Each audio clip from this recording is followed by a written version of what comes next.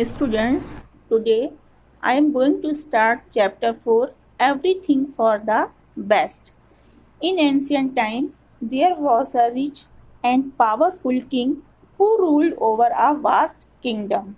प्राचीन समय में एक बहुत ही शक्तिशाली और धनी राजा एक बहुत बड़े राज्य में राज्य करता था. Pratap Singh was the his advisor as well as close friend. Pratap Singh उसके एडवाइज़र थे और उसके क्लोज फ्रेंड भी थे.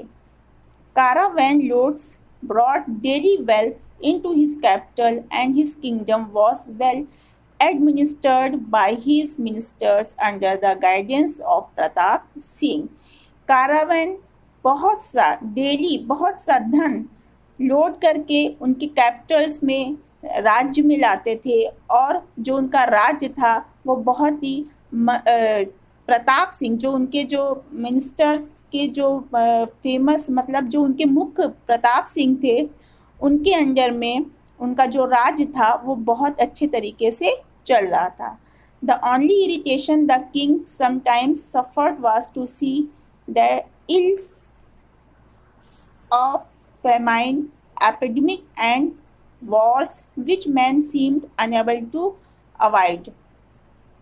The only irritations कभी कभी राजा को कष्ट होता था, परेशानी होती थी जब वो देखते थे कि जो फेमिनाइन है, एपिडेमिक है मतलब बीमारी है, बहुत सी महामारी है, भूखमरी है एंड वॉर्स और युद्ध which man seemed unable to avoid जिसको कोई भी व्यक्ति अवॉइड नहीं कर सकता था, नकार नहीं सकता था. He could not reconcile this with Pratap Singh oft repeated belief that everything is for the best.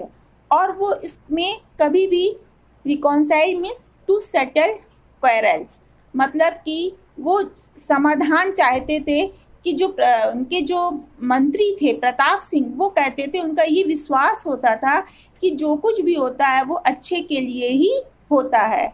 लेकिन इस चीज़ से वो बहुत ही कभी कभी राजा इरिटेट हो जाते थे. when challenged the minister would reply that such burdens ennoble man's nature and teach him wisdom. लेकिन जो उनके मिनिस्टर जो प्रताप सिंह थे वो हमेशा ये कहते थे कि जब भी चुनौतियां आती हैं तो उनका कहना था कि वो व्यक्ति को जो भी इस प्रकार के जो भी बर्डन्स हैं वो व्यक्ति को क्या बनाते हैं, make noble. Ennoble means make noble, उसे बहुत महान बनाते हैं और जो मैंस का नेचर है एंड टीच हिम विजडम और वो व्यक्ति को बुद्धिमान बनाते हैं. जो जितनी भी आपदाएं हमारे जीवन में आती हैं, जितनी भी परेशानियां आती हैं, ये व्यक्ति को एक और मजबूत व्यक्ति बनाती हैं.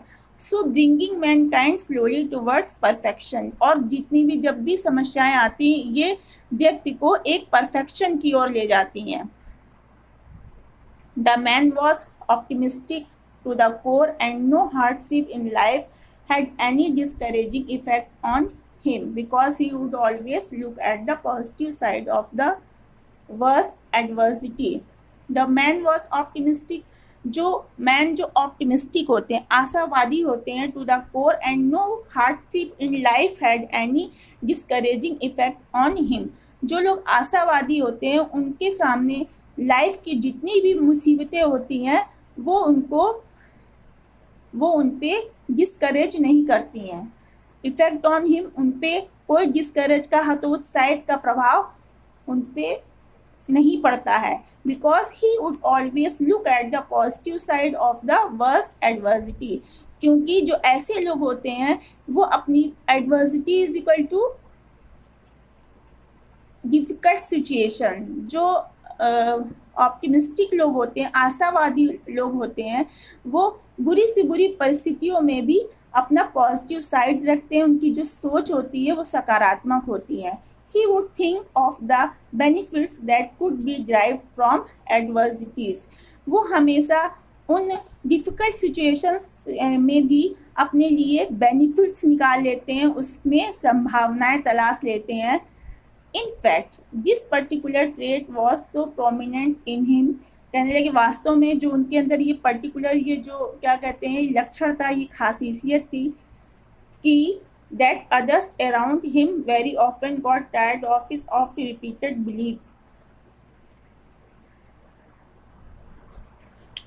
From in fact, this particular trait was so prominent in him that others around him very often got tired of his oft repeated belief. जो मतलब कहने गए जो दूसरे लोग थे जो उनके पास प्राय आते थे वो थक जाते थे कि जो उनके ऑफ रिपीटेड बिलीफ मतलब जो प्रताप सिंह थे वो उनके इतना विश्वास रहता था कि जो कुछ भी होता है अच्छे के लिए ही होता है, ऐसा उनके बिलीफ को देखकर लोग उनसे थक जाते थे, उनसे उनके पास आते थे, थक जाते थे.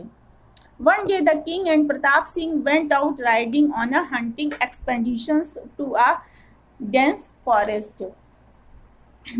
एक दिन राजा और Pratap Singh hunting expeditions means journey for a particular purpose, एक घने जंगल में शिकार के लिए गए. They pursued a deer in the forest and were soon lost deep in the jungle. वो डियर का पीछा करते हुए गए और जंगल में खो गए, एक घने जंगल में वो खो गए. Feeling thirsty and hungry they began to look for water. जब उनको भूख और प्यास का उनको जो महसूस हुआ तो वो इधर उधर वाटर के लिए ढूंढने लगे. At length they discovered a solitary wood apple. कुछ दूरी पे उन्होंने एक अकेले सेब के पेड़ को देखा.